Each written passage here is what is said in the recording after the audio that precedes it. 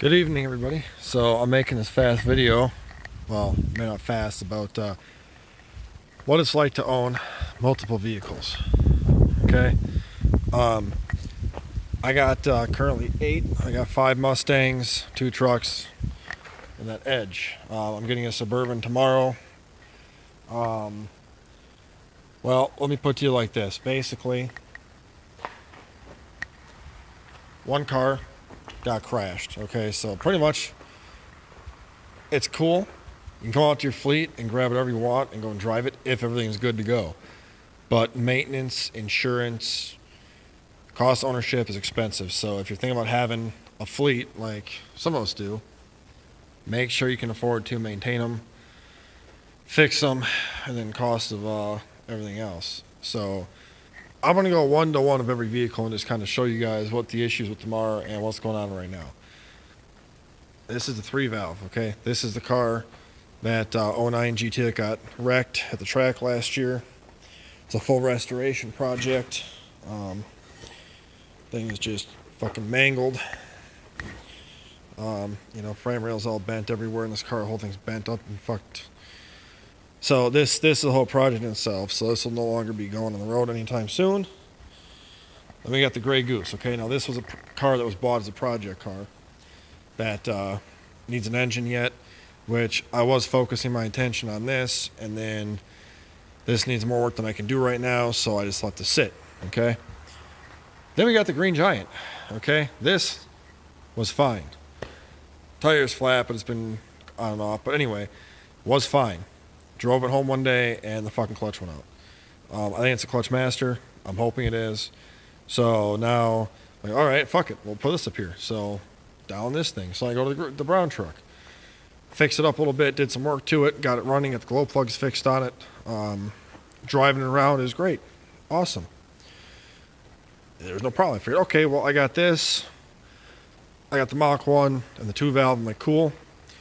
So I was like, all right. I'll get back to this in a second.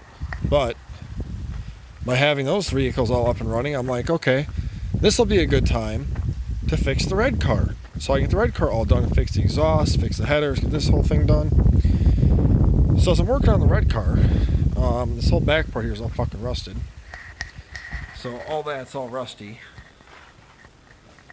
And that's where that crossbar goes. I got a new one. I have all the parts needed for this car. I have everything I need. Started getting this car done really nice. I got new metal to fix this. It was all good. I'm like, okay, bam, bam, bam, knocking this thing out. And the old lady takes home the truck and goes to the store, comes home and says, oh, the brakes are locking up and they're smoking. And I'm like, great.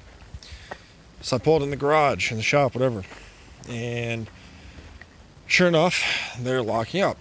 Well, basically what happened, the driver's side parking brake cable, when it was pushed down, had froze up, causing this side to stick.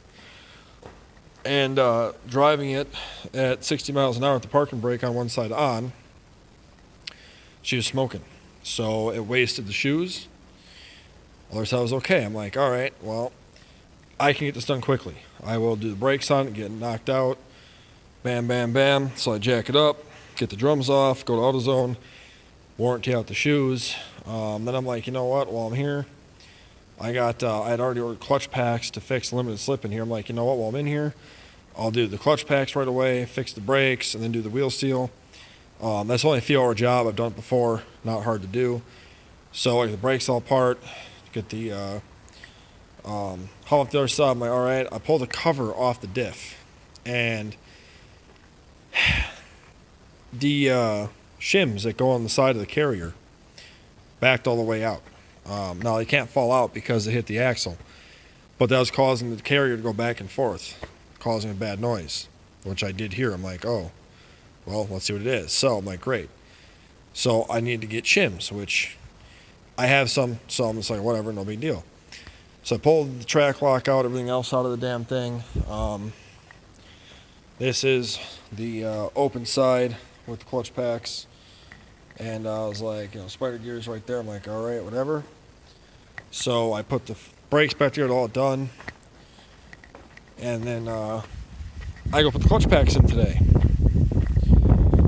And wouldn't you freaking know that this, well, it's nasty, but this is actually a Dana 60 carrier. It is not a Ford 10 1/4 or Sterling 10 1/4. The clutch packs are way too small to fit over that part right there. They're also not these lined ones. They are completely different. So I have clutch packs I cannot use laying in friction modifier I paid for in a bag. That smell is just awful. So now the truck is sitting down because I bought the wrong goddamn differential in 2014, which I don't understand how in the hell a Dana 60 diff can have a Ford 10 1/4 ring gear and pinion in there. Everything lined up fine. I got the bearing and kit for it and stuff and put it all together and it was fine.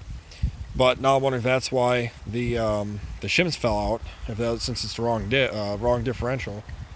But now I got to find either a differential to fit this or, well, actually no, I had to find a differential. I wasn't gonna put it back in there, but it's not right. So I need to get a differential. So this truck now needs a differential to be right. Everything else, I got parking brake cables on it now. So I don't know if you can see them, but yeah. So everything on here is done, but I need a fucking differential now for it. So I gotta buy something for it now and then redo that whole project. So now instead of being able to drive this truck, now both my trucks are down. These two cars are fine for now, thankfully, knock on wood. But then this thing here blew the transfer case out the PTU back in April or March, and I'm like, oh, we're not gonna fix it because, well, it's 204,000 miles, it's rusted out, you know, it's a piece of shit. Frame underneath the thing's all rusted out. But with the price of cars these days, I'm like, well, screw it for now. Yeah, I like that rust. For now, I'm like, fuck it, we'll just fix it. Try and do a front wheel drive conversion on it, which didn't work out. I'll make a video on that later on. So, but the point of the story is that, you know, it's cool to have a lot of vehicles if they're all running and driving right. And some of you be out there and be like, oh, haha, they're all Fords, they're all pieces of shit, that's a problem, you should about something else. Well, this is a 93, okay? This thing here is fucking 28 years old. The 3-valve was fine, that car was fine till it crashed, that was whatever it was. The gray car was a project. The green truck was a parts truck I bought and basically restored the fucking truck, mechanically, except for some of the stuff. But still a 96 is old.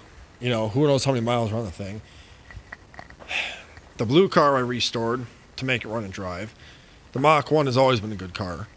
The Edge is old as shit and fucking rusted out and hit its lifespan. You know, it's a throwaway car. And the red car, that I bought as a driver and then mostly got it fixed. So I'm going to finish that tonight because I had the metal to fix it. So I'm going to try and get that car done, at least have all the Mustangs, those 3 cars up. But it's like now I got this to fix. You know, I got, okay, so transfer case, front brakes, oil change, you know, the exhaust gaskets because the exhaust is sitting over there. All the hardware for the exhaust to get this fucker back up and running.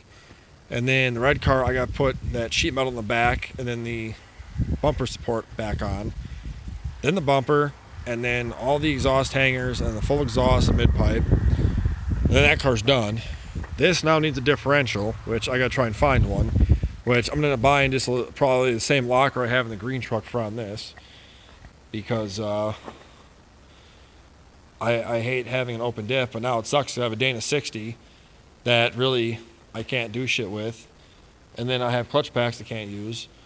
And the green truck, I'm going to try and work on that probably tonight actually too and see if the clutch master will fix that. But, you know, and these two here are just projects that will get done eventually. But it's just one of those things where, you know, some people think, oh, it's cool, you know, I'd rather have, you know, 6 vehicles than, you know, 1 or 2. But it's like, if I only had 2, if I just had a truck and a car, I'd have all the extra time and money I would have spent on other stuff to buy 2 newer vehicles. But, you know, I am the type of person where I like having old pieces of crap that I can work on myself than buying a fucking brand new 6.7 Power Stroke where you gotta pull the cabs off and all that crap. The new Mustangs that cost you $30,000, and you know, it is what it is. But just a little, you know, little rant and rave, I guess, or information of it is cool to have tons of vehicles, but it's not always the most economical.